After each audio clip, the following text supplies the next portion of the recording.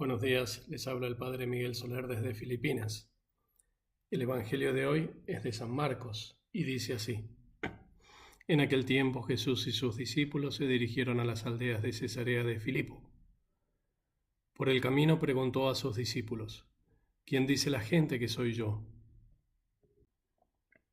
Ellos contestaron, unos Juan Bautista, otros Elías y otros uno de los profetas.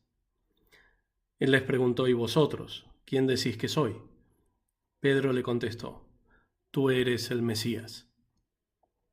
Él les prohibió terminantemente decírselo a nadie y empezó a instruirlos. El Hijo del Hombre tiene que padecer mucho, tiene que ser condenado por los ancianos, sumos sacerdotes y escribas, ser ejecutado y resucitar a los 3 días. Se lo explicaba con toda claridad. Entonces Pedro se lo llevó aparte y se puso a increparlo. Jesús se volvió y de cara a los discípulos increpó a Pedro. Quítate de mi vista, Satanás. Tú piensas como los hombres, no como Dios. Palabra del Señor. En el Evangelio de hoy llama la atención la dureza de la expresión que Jesucristo usa con Pedro. Lo llama Satanás y podemos traducirlo como tentador, como acusador, como Satanás mismo, lo que sea, pero ninguna de las posibilidades es agradable.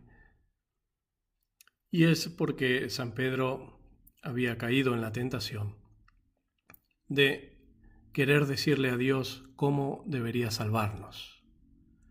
Claro, Pedro había recibido de lo alto el poder reconocerlo y confesarlo como el Mesías unos momentos antes. Y quizás pensaba que eso le daba derecho a decidir también qué es y qué no es ser el Mesías. Y también a decirle a Cristo que ese ser el Mesías no debía pasar por tanto sacrificio, por la humillación y por la muerte, es decir, por la cruz. San Pablo dirá luego que siempre están aquellos que quieren hacer vana la cruz de Cristo. Es decir, que pretenden conocer modos mejores de salvar a los hombres. Y hoy en el mundo y en la Iglesia son multitud. Muchos creen incluso que el mundo debe salvar a la Iglesia, haciéndola más parecida al mundo. Exactamente en el mismo sentido en que Pedro quería salvar a Jesucristo. Y por supuesto, de ese modo quieren salvarse ellos, para vivir un poco más tranquilos, supongo.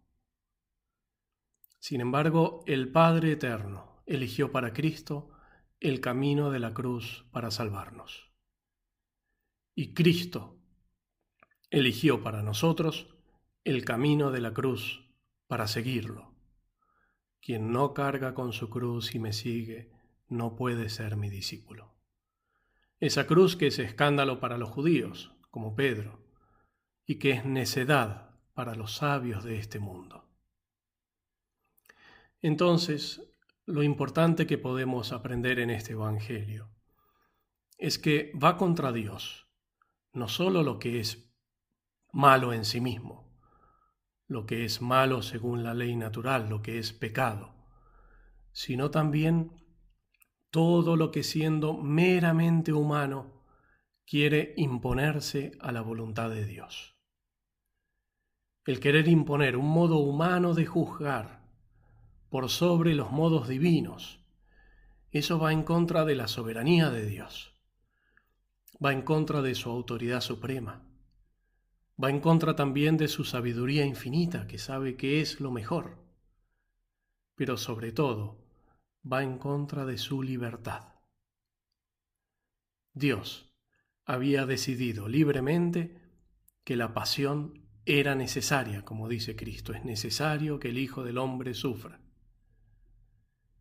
Y Pedro quería que Cristo eligiese otra cosa, que quizás también podría haber salvado a los hombres. Y Cristo le dice, aléjate, tentador, aléjate, Satanás. No propongas cosas buenas pero que no son según el plan de Dios. No propongas lo razonable, pero que no es lo que Dios libremente quiere.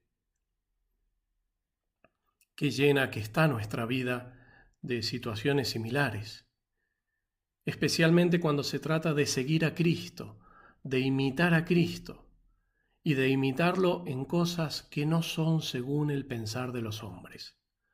Apenas alguien quiere imitar a Cristo más de cerca, aparecen aquellos que le dicen que no es razonable.